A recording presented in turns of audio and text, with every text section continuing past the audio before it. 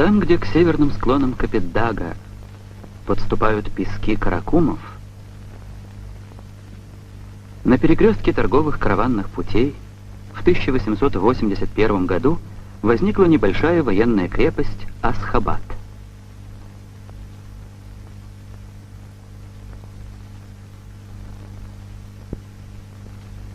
Когда смотришь на столицу Туркмении сверху, бросается в глаза обилие зелени и небольшая высота домов.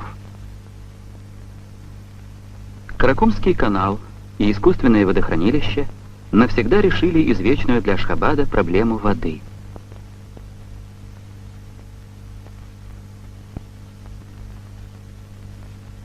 И тень, и прохлада в туркменских садах.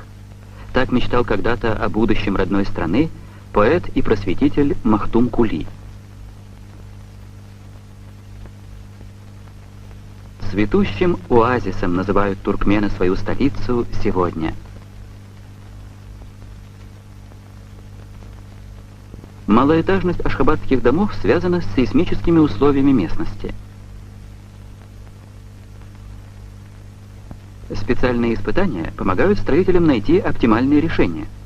Здания должны выстоять при самых сильных подземных толчках, даже таких, которые в 1948 году превратили Ашхабад в груду развалин.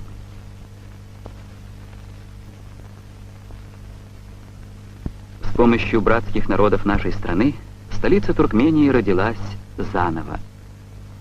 В новой застройке отразились и традиции национального зодчества, и характерные черты архитектуры последних десятилетий.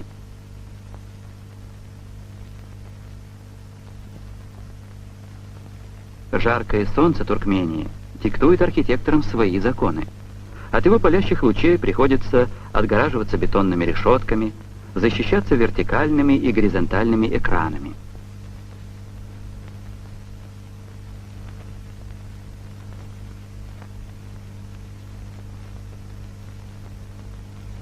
На западных и восточных окраинах города, вблизи транспортных магистралей, размещаются промышленные предприятия.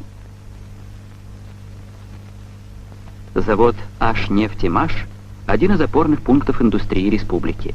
Он выпускает мощные вентиляторы для градирин. Советский Союз раньше закупал их за границей, а теперь экспортирует во многие страны.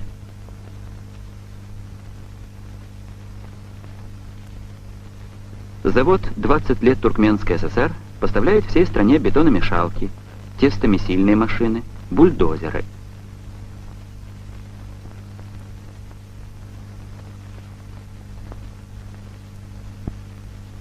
Стекольный завод использует местные кварцевые пески высокого качества.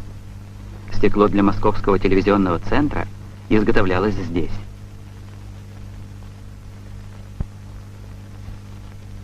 Легкая промышленность Ашхабада работает на местном сырье.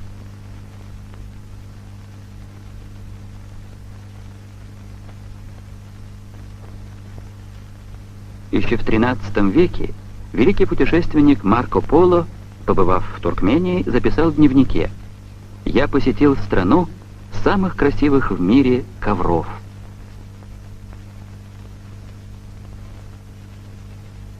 Но не только стариной славен Ашхабад, а прежде всего своей молодостью.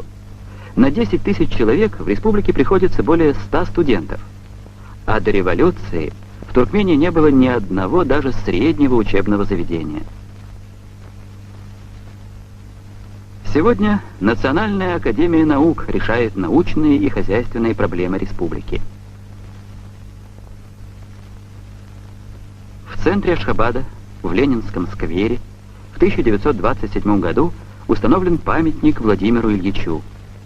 Бронзовая фигура вождя, устремленная вперед, как бы указывает народам Востока путь к революционным преобразованиям.